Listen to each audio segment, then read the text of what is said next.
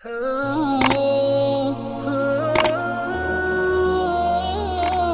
صحیح بخاری پڑھ کے تمہارے سر پر دستار فضیلت رکھی جائے گی اور اس کو لے کر تم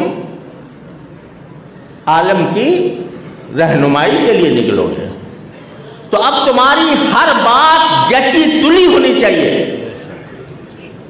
وہ ایک آنچ ادھر کم نہ ہو اور ایک آنچ زیادہ نہ ہو.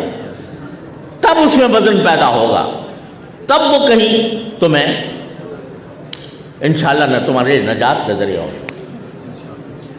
اب تم پر ذمہ داری آ رہی ہے صرف کسی ایک گروہ کی نہیں, کسی ایک جماعت کی نہیں, کسی ایک مسلک کی نہیں, پورے عالم اسلام کی ذمہ داری تمہارے کندھوں پر آ رہی ہے. تمہیں یہ دیکھنا ہے کہ عالم اسلام کو اس وقت کیا چاہیے. ساری دشمنوں کی طاقتیں اکٹھی ہو کر تم پر حملہ آور ہیں. فلسطین میں تم پر حملہ آور, کشمیر میں تم پر حملہ آور, برما میں تمہارے اوپر حملہ آور, الجزائر اور لیبیا میں تمہارے اوپر حملہ آور, عراق میں تمہارے اوپر حملہ آور. اور حملہ آور کس وجہ سے ہوئی ہے؟ حملہ آور اس وجہ سے ہوئی ہے کہ تم نے اپنے اتحاد کی رسی کو تھامے نہیں رکھا. واعتصموا بحبل اللہ ولا تفرقوا کو تم نے اپنے سامنے نہیں رکھا.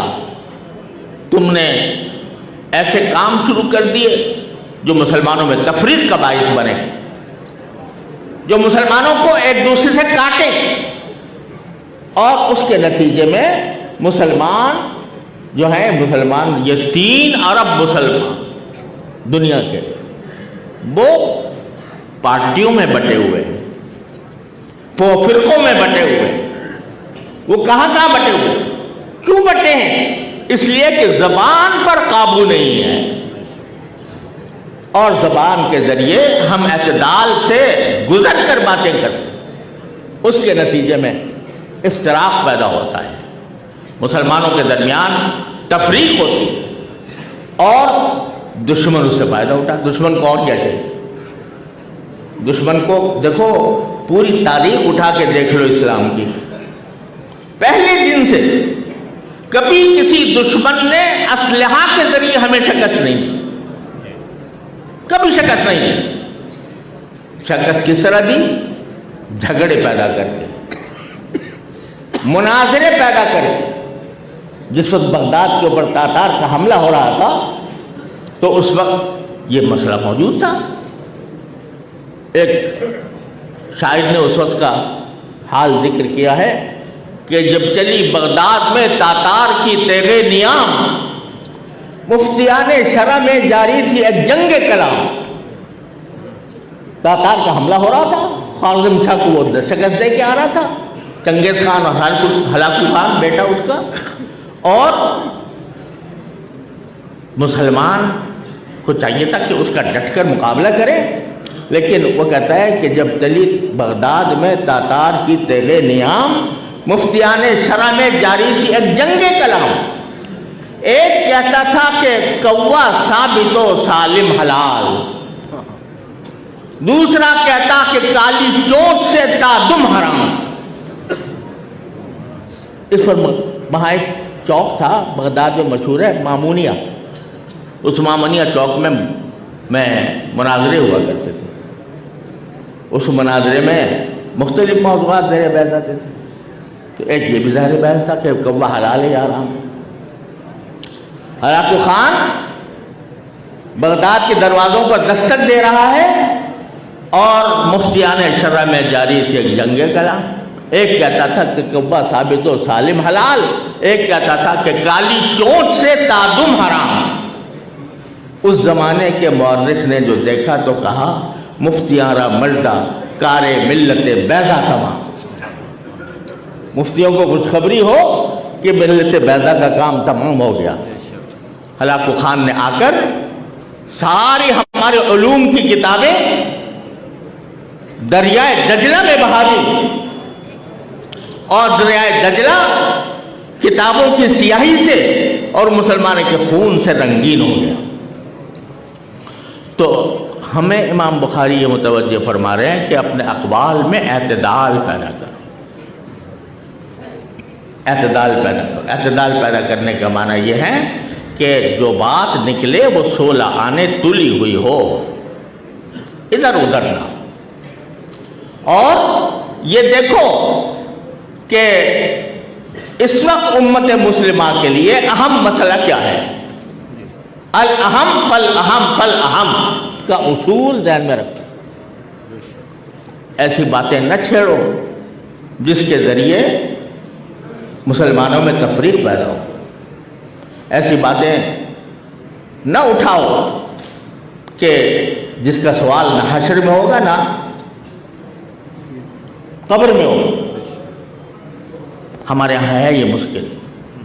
میں اپنے سب ساتھیوں سے کہا کرتا ہوں ہمارے ہاں یہ مشکل ہے کہ ایسے مسائل جن کا سوال قبر میں بھی نہیں ہوگا، حشر میں بھی نہیں ہوگا، ان پر مناظرے قائم ہو رہے ہیں، ان کے اوپر ایک دوسرے کے اوپر طعن و تشنیع ہو رہی ہے، اس میں حد سے تجاوز کیا جا رہا ہے.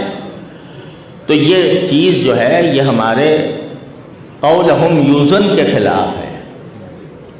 اللہ تبارک و تعالیٰ مجھے بھی اور آپ کو بھی سب کو توفیق عطا فرمائے کہ ہمارے منہ سے جو بات نکلے وہ جچی تلی ہو اور امت مسلمہ کا اجتماعی مفاد کبھی ہمارے ذہن سے نہ نکلے. اگر ہم چھوٹی چھوٹی باتوں پر لڑتے رہے اور اس کے اوپر ہم نے سارا زور اپنے تحقیق کا، اپنے کلام کا، اپنے مناظروں کا، اپنے بحثوں کا سارا زور ان پر صرف کر دیا تو دشمن کو اس سے زیادہ کوئی چیز محبوب نہیں. وہ کبھی اوقاف حق لے کے آئے گا، کہے گا اس کو یہ نہیں پتا کہ یہ حیاتی ہے یا مماتی ہے. سمجھے نا آپ؟ وہ اس کو یہ تمیز نہیں ہے یہ سماع موتا کا قائل ہے یا نہیں ہے، یہ کون سی انجمن سے تعلق رکھتا ہے، یہ کون سی جماعت سے تعلق رکھتا ہے.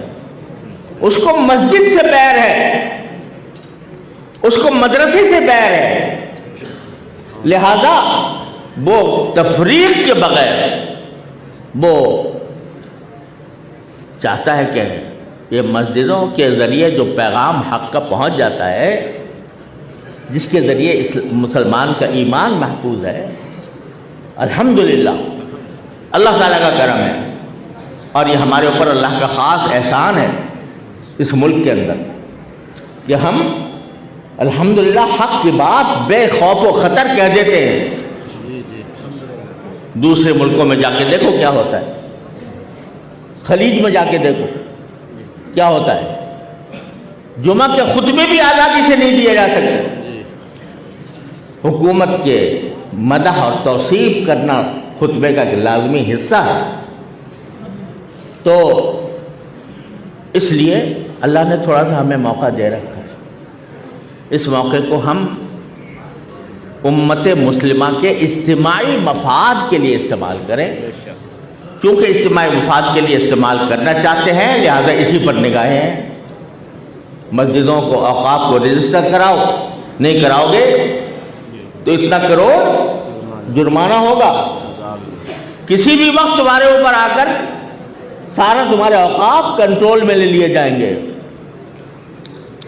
اس وقت نہیں دیکھا جائے گا کہ سنی کون ہے، شیعہ کون ہے، دیوبندی کون ہے، بریلوی کون ہے، بلکہ جو مسجد ہوگی، جو مدرسہ ہوگا، یہ باتیں آ رہی ہیں.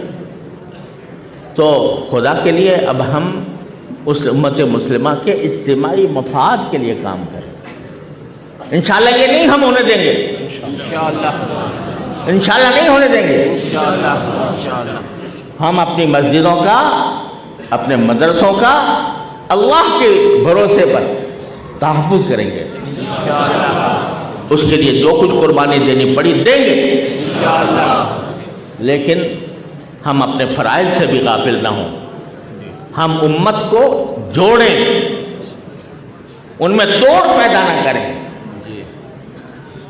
جتنا جوڑو گے اتنا ہی انشاءاللہ طاقتور ہوگے، اللہ تعالیٰ کی مدد شامل حال ہوگی۔ ان تنصروا اللہ ینصرکم ویثبت اقدامکم۔